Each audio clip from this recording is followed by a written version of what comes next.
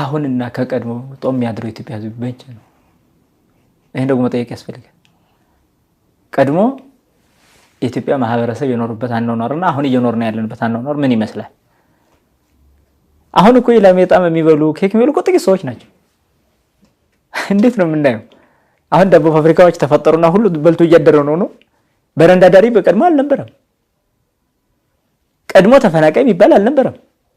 ቀድሞ ስደተኛ የሚባል አልነበረም። ቤት የሌለው ሰውም የለም። እስኪ እውነት ከተነጋገረ በኢትዮጵያ እኮ ቤት የሌለው ድሃ የሚባል ሰው የለም። ድሃ እንኳን ቤት አለው፣ በረንዳ አያድርም፣ ተከራይቶም አይኖርም።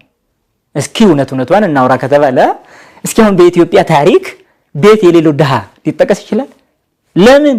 ቤተክርስቲያን አንድነትን ስላስተማረች በጎረቤት ነው የሚሰራለት። አንድ ድሃ ሀብታምና ድሃ እኩል ነው ባናኗር የነበረው። እንዲያውም ቀድሞ የከብት መብዛት፣ የእርሻ መብዛት፣ የምርት መብዛት ካለመስገድ ልዩነቱ በቤት ተመሳሳይ ነው። ለምን? ቆርቆሮ አይገዛም። ለምን? ሚስማር የለም አይገዛም። ለምን? ቤት የሚሰራው ባለው ነው፣ በተፈጥሮ ነው። ስለዚህ ተፈጥሯዊ የሆነውን ነገር ደግሞ ሁላችንን እንሰበስባለን፣ ለአንዱ እንሰራለን፣ ደግሞ ለአንዱ እንሰራለን። እንዲህ አድርገን ተባብረን ሁላችን ቤት ያለን ሆነን እንኖር ነበር እንጂ አንዱ በመቆ ቤት የሚያድር አንዱ የቀን ሐሩር የሌት ቁርር ሲፈራረቅበት የሚያድርባት ሀገር ግን አልነበረችም። ስለዚህ ቀድሞ የነበረው እውነት ነው፣ እንደዚህ ነው።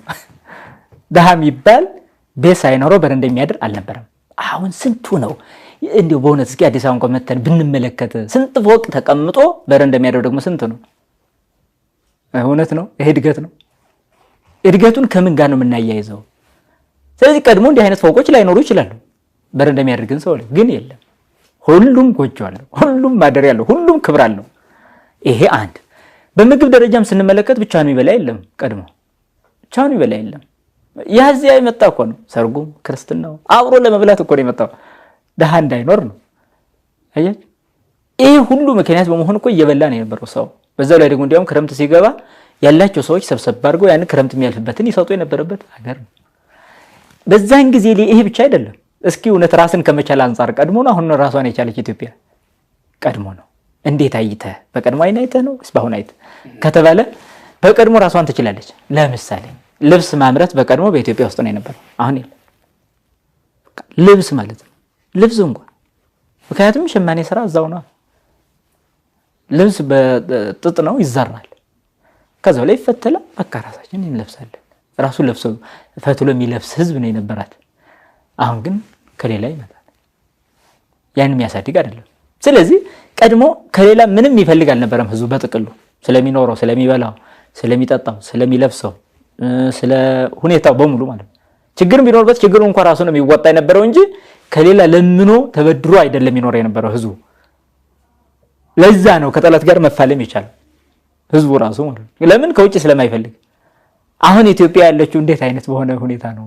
በጣም ብዙ ብድር የተጣለበት ያበደረን ሰው ሳይ ሁሉ አንገት ቀለስ ብሎ እንደሚሄድ ሰው እኮ ናት አሁን ሀገሪቱ። የራሷን አቅም አላት። አሁን እውነት ሞራን አላት። ህዝብ እየመራሁ ነው ብላ ሞራን አላት። ስለዚህ በርካታው ረሃብተኛ ነው፣ በርካታው በረሃብ ምክንያት በሽተኛ ነው፣ በርካታው ሞራን የለውም፣ በርካታው የከሰረ ነው፣ በርካታው በሙሉ ከስነ ልቦና አንፃር የተጎዳ ነው። ሴተኛ ዳሪ ምንም የምታዩት ነው። እንጀራ እንኳን መሸጥ አይገባም አይደል በኢትዮጵያ የነበረው። አሁን እኮ ሰው እኮ ገላውን ይሸጣል። ይሄ ነው አሁን በገጠር አሁን እንኳን ቀሬታ ትሩፋቱን ስንመለከት የገጠሩን ህዝብ ገጠር ሄደ በልተህ ልክፈል ብትል ይጣልሃል። በነፃ ነው የምትበላው። ከተማ መተህ ጥቂት ቀምሰህ ግን ያው ይሄ እድገትም ነው ልንል እንችል ይሆናል። እንደ ኢትዮጵያ ግን እንደዛ ብንኖር አይሻልም ነበር? እኔም እያበላሁ ስም እያበላ ቢኖር እንዴት ነበር? አሁን ግን የሚቀማ እንጂ የሚሰጥ የለም። ልዩነት ምንድን ነው? ቀድሞ ውጭ የሚያደርቅ አይሰረቅም። አሁን ግን ውስጥ እንኳን ቤት ተሰብሮ የሚሰረቅበት ዘመን ነው። ስለዚህ እድገቱን በዚህ ከለካ ነው ብዬ ነው። ስለዚህ ቀድሞ የነበረው በእውነተኛ ሰብዕና ላይ ያተኮረ ነው። ገጠር ስንል ትሩፋቶች አሉ። እነዚህ በሙሉ ማለት አሉ። በጣም ለሰው ስነ ልቦና የሚያስቡ ሰብዕናን የሚያከብሩ አሉ። ሌላም ካየነው በተመሳሳይ ሀፊረ ገጽ የሚባል ነበር፣ አሁን የለም። ምን ማለት ነው? ሰው አይቶ መፍራት ማክበር የሚባለው ነገር የለም። ድፍረት ይበዛበታል። ሰውን መናቅ ማዋረድ ይበዛበታል። ስለዚህ ሁሉ ይጠፋ ማለት ነው። ስለዚህ ቀድሞ በሀብትም ደረጃ ስንመለከት ራሱን የቻለ ህዝብ ነው የነበራት። ከሌላ የሚፈልግ ህዝብ አልነበረም። አሁን ግን ያው በእርዳታ ነው የሚኖረው ህዝብ። ገበሬው እንኳን እንዳያርስ እየተደረገ ነው ያለው። እርዳታ አስለምዱት እየተበላሸ ነው ያለው። ስለዚህ በእርዳታ እንቀጥላለን። ነገር ደረጃ አካላት አይቆጣጠሩ ነው። ራሳችንን እንደግ ብለን እኮ አይፈቅዳሉ፣ አይፈቅዱም። ስለዚህ በእንደዚህ አይነት ውጥንቅጥ ውስጥ ነው ያለነው አሁን። ይሄን እድገት ካልነው ይሄን ልማት ካልነው እንግዲህ የፕላኑ መዟዟር ካልሆነ ነው የሚሆነው እያስባለሁ። እና ቤተክርስቲያን ይዛ በነበረችበት እንዴት ነበረች ኢትዮጵያ ሲባል በራሷ የምትተማመን ሀገር ነበረች። እንደዛ ነው። ጠላትም ሲመጣ እንደ ሌሎች ሀገራት እኮ ያልተንበረከከችው እኮ ለዛ ነው። እንዲህ ብንል እንደዚህ ይነሱናል ብላ የምታስብ አልነበረም። ለዛ ነው በራሱ የሚኖር ህዝብ ራሱ ይሰራል፣ ራሱ ያመርታል፣ ራሱ ይበላል፣ ራሱ ያበላል፣ ራሱ ይፈትላል፣ ራሱ ይለብሳል፣ ራሱ ይኖራል። ማረሻውንም ከራሱ ዘሩንም ከራሱ በቃለ እና እንደዛ ነው። ኢትዮጵያን ለኢትዮጵያ ኦርቶዶክስ ተዋሕዶ ቤተክርስቲያን ለኢትዮጵያ ነፍስ ናት እንዳሉኝ ደግሞ ኢትዮጵያ እኮ አሁን የዘረዘሯት አይነት እንዲህ ነበረች። ጾም የሚታደርባት ሀገር አልነበረችም። ቤት መከራየት አልነበረም። ቤት የሌለው ኢትዮጵያዊም አልነበረም እያሉ በፊት ዕቃ ውጪ አድሮ አይሰረቅም፣ አሁን ቤት ተሰብሮ እያሉ የጠቀሱልኝ አይነት ኢትዮጵያ ጊዜውንስ ዋጅታለች ወይ? አሁን ቤተክርስቲያን ለኦርቶዶክስ ቤተክርስቲያን ለኢትዮጵያ ነብስ ከሆነች ነብስነቷ ጊዜውን ዋጅቷል፣ ዘምኗን ወለይ ኢትዮጵያስ በቀደመው ጊዜ ብቻ በድሮ በሬ እያረሱ መኖርስ አይሆንም ወይ ነው ጥያቄ። በጣም ጥሩ ነው። አሁን መሰራ ልትሰራ በምታስብበት ሰዓት አይደለ እንደ ማነቆ የተፈጠረባት? ቀድሞ እየሰራች መጣች፣ መካከል ላይ ማነቆ ተፈጠረ። ምን የሚል ሃይማኖት አደንዛዥ ዕፅ ነው፣ ቤተክርስቲያን ናት ሀገርን የገደለች፣ ምናሳድጋችሁ እሷን ስታጠፉ ነው ተባለ። ስለዚህ አገር የሚያድግ ከሆነ ቤተክርስቲያን ተጥፋ ተባለ፣ ተወሰነ። አሁን እኮ አልጠፋ ብለን ነው እንጂ እኮ እንድጠፋ የተፈረደባት እኮ ናት ቤተክርስቲያን። የምትኖረው እኮ እንዲሁ ስለማጠፋ በቃሉ ስለምትጸና ነው እንጂ እኮ እንደ ሀገር እኮ እንድትኖር አይፈለግም። ይሄን ስንል ግን አድራጊዎችም ስለሚያውቁት ማለት ነው እንጂ እንድትኖር አይፈለግም። በተለያዩ ሰነዶች ሁሉ እሷ ናት የምትወቀስ፣ በተለያዩ ቻናሎች ሁሉ የምትወቀስ ናት። ለሰው ክብር በሰጠች ሀገር ባሳደገች ነፃነትን ባወረሰች ያው ባጎረስኩ ተነከስኩ የሚለው በእሷ ላይ እንደደረሰበት ዘይሴስ የክሊ አንሳ አሰኮናሁ ላይ ላይ በመዝሙረኛው ዳዊት ላይ ስለ ክርስቶስ የተነገረ ትንቢት አለ። እሱ ለቤተክርስቲያን ይፈጸማል። ምግቤን የሚበላው እሱ ተረከዙን በእኔ ላይ አነሳ እንደተባለ፣ ስለዚህ የህይወት ምግብን የምትሰጥ ቤተክርስቲያን አሁን በብዙ ጠላት ተከባ ትገኛለች። ስለዚህ አሁን መዘመንና ዘመኑን ዋሽታ ለማስተዋወቅ ሀገርን ለማሳደግማ እድሉ የላትም። አሁን የለም፣ ተቆለመመ። ያኔ መሪዎችን የምትገሰጽበት ዘመን አለፈ። ያኔ አመራሮችን እንዲህ ነው ብላ ስለ ተጠሪነታቸውን ለእግዚአብሔር እንደሆነ የምታሳውቅበት ዘመን እኮ አለፈ። የለም። ስለዚህ ያ በሌለበት አሁን ምን ልትል ትችላለች? ራሷንም እንኳን ለመቋቋም ከባድ ሁኔታ ላይ ናት ማለት ነው። ቀድሞ እኮ አይደለም በሀገር ውስጥ የሚያጠፉትን ይቅርና ከውጭ መተው እንኳን የሚያጠፉትን ሰዎች ገስጸው ነፍሳቸውን ለሞት የሰጡ ሰዎች እንደነ አቡነ ጴጥሮስ የመሰሉትን እኮ ነው ያገኘ። ሀገር እኮ አስከብረዋል። ለዛ ነው። ስለዚህ ይሄን እድል የምታገኝበት አይደለም። ከ50 ከ60 ዓመታት በፊት ነበር ጥቂት ስራ ለመስራት እንኳን የምትችለው አቅም ነበር። ከዛ በኋላ ወደ ዋናው 21ኛው ክፍለ ዘመን ላይ ያለውን ሁኔታ ዋጅታ ለመስራት ካላት ሁኔታ አንፃር በጣም ብዙ ድካም ይፈትናታል። ሌላ ምክንያታዊ ጥያቄ ብዙ ጊዜ ሲነሳም አንዳንድ ወጣቶች ተምሬያለሁ፣ ዲግሪ ያለኝ 2 ለዛውም ማስተርሴን እየሰራሁ ነው፣ ስራ ግን የለም እየራበኝ ነው ሲሉ ሰማለሁ። 2 ዲግሪ ይዘህ ማስተርስህን እየተምረህ ተምሬያለሁም እያልከኝ ዲግሪውን ሰርቲፊኬቱንም ይዘህ ስራ አጣሁ እያልከኝ ከሆነ አልተማርክም ማለት ነው እላለሁ። በእርግጥ የቅብጠት ይመስላል ሐሳቡ የኔ። ግን መማር በራሱ ስራ ማግኘት አይደለም ወይ? ራስን የሆነ ሰው የሆነ ድርጅት ና ተላላከኝ ብሎ ለመጥራት እንዲጠራህና እንዲቀጥርህ ሰርቲፊኬት ይዘህ ለምን ትዞራለህ? ተምረሃል። ስለዚህ የተማርከው ትምህርት አንተን ማስተዳደር ላንተ ስራ እንዲያውም ለሌላ መትረፍ ካልቻለ አልተማርክም ወይም አልተማርሽም ማለት ነው ብዬ አንዳንድ ጊዜ እሞግታለሁ። ብዙ ሚሉኛሉ። ቤተክርስቲያን ደግሞ አሁን ይሄን ሁሉ ነበረች እያሉኝ አሁን ግን ደግሞ መስራት አትችልም ካሉኝ ያ የነበረ አቅሟን ተጠቅማ የሚመጣባትንም ችግር ማለፍ የሚያስችላት ካልነበረ የነበራት ቦታ መጀመሪያም የትም አልነበረችም ማለት ነው። በቦታው አንድ ሰው የመጣበትን የሚወረወርበትንም ድንጋይ እየቀለቡ ማለፍ አይደለም ወይ ችሎታ? አግኝተውኛል ሐሳቤ እሱ ላይ ሐሳብ ውስጥ አሁን አንድ ተማሪ ተምሮ ስራ ማግኘት ወይም ራሱ ስራ መፍጠር ካልቻለ አልተማረም ማለት ነው። በዚህ አምሳል ደግሞ ቤተክርስቲያን ቀድሞ እንዲህ አይነት ቦታ ከነበራት አሁን ላይ ደግሞ ይሄንን ስራ እንዳትሰራ የሚከለክላት ነገር ካለ ቀድሞ አልነበረችም ወይም አልሰራችም ማለት አያስብልም ወይ ነው? አያስብልም። ምክንያቱም የዘመኖች መለዋወጥ የጊዜያት መቀያየር ራሱን ችሎ በእያንዳንዱ በሚሰራው ሰው ላይ ተጽዕኖ የሚፈጥር ነው። የጊዜዎቹንና የዘመኖቹን መለዋወጥም ዲፌንድ ሊያደርግ የሚችል ሊቋቋም የሚችል የውስጥም የውጭም አቅም ይዞ መቀጠል አይደለም ወይ ጀግንነትና ዕውቀት ችሎታ ነው። ይሄ በጣም ጥሩ። ይሄንንማ ቀድም አውርተናል። አስተዳደር ላይ ያለው ድክመት ነው። በተለያየ ወደ ግል ሐሳብ ስሜታቸውን የሚነዱ ሰዎች ሲይዙ ነው ያን ጊዜ ወደፊት የሚቀጥለውን አቅሟን ይደፍናሉ። እንደዚህ አይነት ሰዎች እንዳይመጡ ማድረግስ አይደለም አንዱ ትልቁ ጀግንነት ማለት? አዎ እንደዚህ አይነት ሰዎች እንዳይመጡ ማድረግ ብቻ አይደለም እኮ አይደለም፣ እነሱንም ችሎ መኖርም ነው። አንዱ እኮ የመኖር አቅም የሚባለው እኮ ያንንም ችለህ መኖር አለመታመም ብቻ አይደለም። ታመህ ራሱ ያን ህመም መሸከምና አለመሸከም ራሱ ልዩነት አለው። ስለዚህ አሁን አንድ ጎበዝ አለ ማለት እኮ ህመም አይገጥመውም ማለት አይደለም። ያ ለምሳሌ አንድ በጣም ሯጭ ወይም ደግሞ ጎበዝ የሆነ ሰው አንድ ቀን ታመመ ማለት የሰው አይሮጥም ነበር ማለት ይቻላል? የሰው እኮ ሯጭ ነው፣ ግን በሆነ በህመም ምክንያት ግን ተያዘ በሆነ ጊዜ። ስለዚህ በተፈጥሮ የሚገደብ ህግ የሚገድበው ሰው አይነት ስርዓትና አቅም ነው ያላት ማለት ነው ቤተክርስቲያን። ቤተክርስቲያን እኮ በሰዎች አለ፣ ነገር ግን ያንን በሽታ የሚቋቋምበት በውስጥ ኃይል አለው አይደል? ያ ሰው በዛ እሷም ይህንን ሁሉ የዘመን በሽታ የምትቋቋምበት ኃይሏ እንዳለ ነው አሁን ተሸክማ ያለችው። ይህን የተሸከመችው እኮ እሷ ሆነ እንጂ ሌላ እኮ አይሸከሙም ነበር፣ ይሄንም ጭምር ማለት ነው። ዓለም እኮ ነው እሷ ላይ ያለው ዓለም ነው። ይሄ አቅም ነው። ይሄም ራሱ እኮ ለእሷ ጉልበቷ ነው።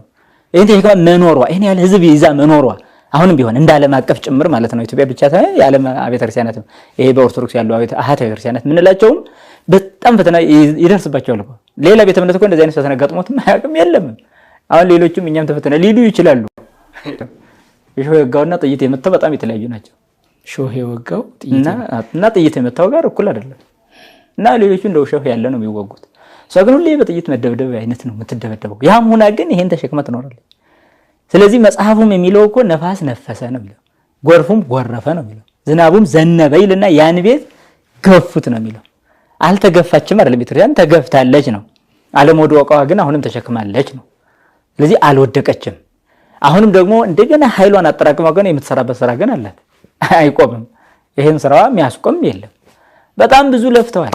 በጣም ብዙ በውስጥ ስራ ስር በፍጹም ማለት ነው። ነገር ግን ሊጡላት እንደማይችሉ ግን አረጋግጧል መጽሐፍ ቅዱስ። ስለዚህ የሲኦል ደጆች አይችሏትም ተብሎ መናገሩ አትገፋም ማለት አይደለም፣ አትፈትንም ማለት አይደለም። አሁን በፈተና በበሽታዋ ሰዓት ነው እያወራን ያለ ነው። ስለዚህ ያን ጊዜ የነበራት አቅም አሁን ይሄን ፈተና እንዳይገጥማት ማድረግ አትችልም ወይ የሚለው ነገር አይሆንም። ፈተና እንዳይገጥማት አይደለም የምትሆነው፣ ፈተናዋን የምትወጣ ነው የምትሆነው። ለዛ ነው ተኝቶ ሳለ ጠላት መጥቶ እንክዳድ ዘራ ይላል እኮ። ስለዚህ ገበሬው አላረሰም ይባላል። እንክዳድ ስለተዘራ ተዘርቶ በቃ ስንዴ ነበር የዘራው ገበሬው፣ ጠላት ደግሞ ሌሊት መጥቶ ዘርቶ ይሄዳል። ከዛ በኋላ አብሮ እያደጉ ነው፣ አብሮ ይደጉ አለ። ያ ቤተክርስቲያን አብሮ የሚያድጉትን አሁን መንቀል አትችልም። ምክንያቱም በቃ አብሮ ያድጋሉ፣ የሚለይበት ጊዜ ያለ ይለያሉ። ስለዚህ ቤተክርስቲያንም ቀድሞ የነበራት ኃይሏን አሁንም የተሸከመው ነው ይሄን ሁሉ። ምክንያቱም አሁን የወር ጥምቀት ሲወጣ እኮ ዓለም የሚደመመው እኮ ያን የነበረው ጸኖናፊ ኃይል ነው። በመስቀልም በተመሳሳይ በሰብናዊ ሞራልም ጭምር አሁን ህዝቧን ገንብታ እኮ ነው እስካሁን የጠበቀች እንጂ እንደዚህ ይሄን ያለ ዓመታትን መከራ ስትቀበል ታዲያ አንድ ሰው መቼ እሷ አጠገብ ይሆን ነበር? ማን ይሆናል? አይሆንም ነበር። እና የዛ ኃይል ነው አሁንም ይሄንንም ተሸክማ እንድትኖር የሚያደርገው ያለ ነው። በሰማይ እግዚአብሔርን ያክል አምላክ የተደገፈች በምድር ደግሞ እንደናንተ አይነት ሊቃውንትና ይሄ ሁሉ ታሪክ አለኝ የምትል ቤተክርስቲያን አሁን እንዲህ እየሆንኩ ነው እያለች ስታለቃቅስ ሳይ ለምን የሚል ጥያቄ ብዙ ጊዜ ስለሚጫርብኝ ነው። ሲምባ አስጎብኝና የጉዞ ወኪል ወደ ቱርክና አርሜኒያ ልዩ ጉብኝት አዘጋጅቶ ቀኑንም ዋጋውንም ቆርጧል። ከግንቦት 19 እስከ 30 ዓመተ ምህረቱ በእኛ ነው። ቱርክ ላይ እመብርሃን እነኋት እናትህ ከተባለው ከቅዱስ ዮሐንስ ጋር 15 ዓመታት የቆየችበትን ቤት ቅዱስ ጳውሎስ ምርጡ ዕቃ በኤፌሶን የአሁኑ መስጊድ የያኔዋ ቤተ ክርስቲያን ሀገያ ሶፊያና ሌሎች ቅዱሳት ስፍራዎችን አየት ጎብኘት አድርገን ከነበረከታችን ወደ አርሜኒያ ቅድስት አርሴማ ሰማዕትነት የተቀበለችበት አጽሟም ያረፈበትን ገዳም እየተሳለምንና ሌሎች ቅዱሳት ስፍራዎችን ለ5 ቀናት እንጎበኛለን። ለሾፒንግ በሉት ለሸመታ በኢስታንቡል ይችላሉ። ኪስዎን ይጭነቀው። ለበለጠ መረጃ ቦሌ ሴንቸሪ ታወር 11ኛ ወለል ላይ በቀጭኑ ሽቦ ከቀለሎ 0116 62 2922 ወይም 0988 38 38 38 0953 44 40 ከዘወትር አጋሩ ከኢትዮጵያ አየር መንገድ ጋር ሲምባ አስጎብኝና የጉዞ ወኪል ታዛዥ ልጆ።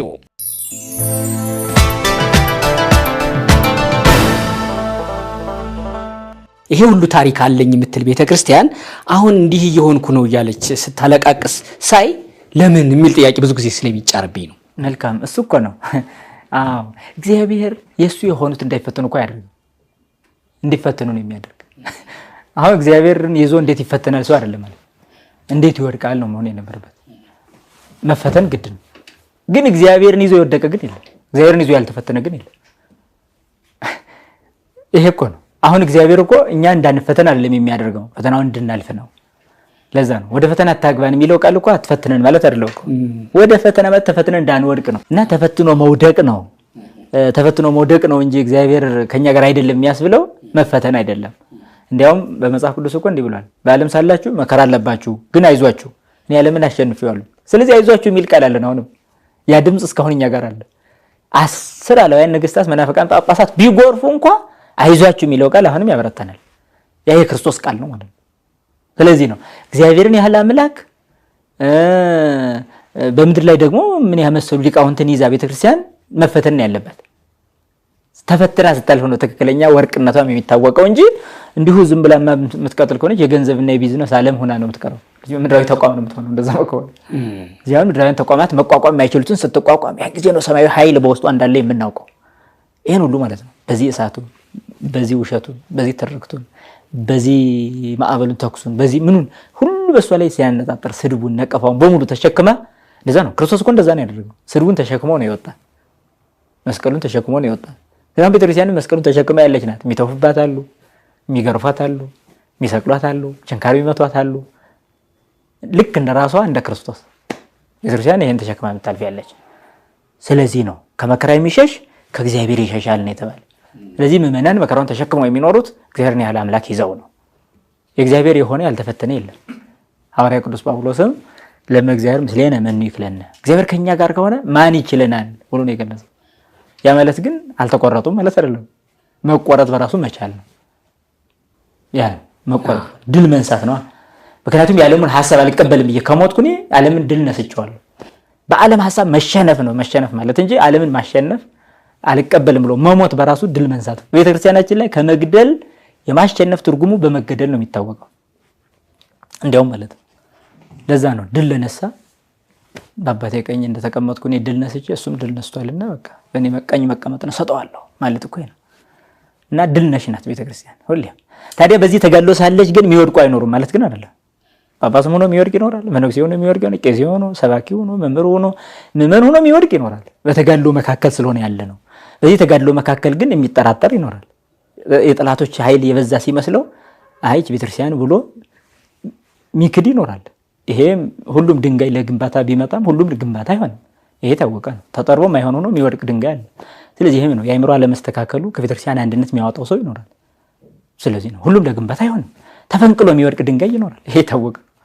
በቃ አልሆን ሲል ግንበኛው ያወጣው። እግዚአብሔር ግንበኛ ነው። እኛን ለቤተክርስቲያን ህይወት ይሰራል። ስለዚህ በዚህ ግንብነት የማይመቹና የሚጎረበጡ ሰዎች ካሉ ያወጣቸዋል።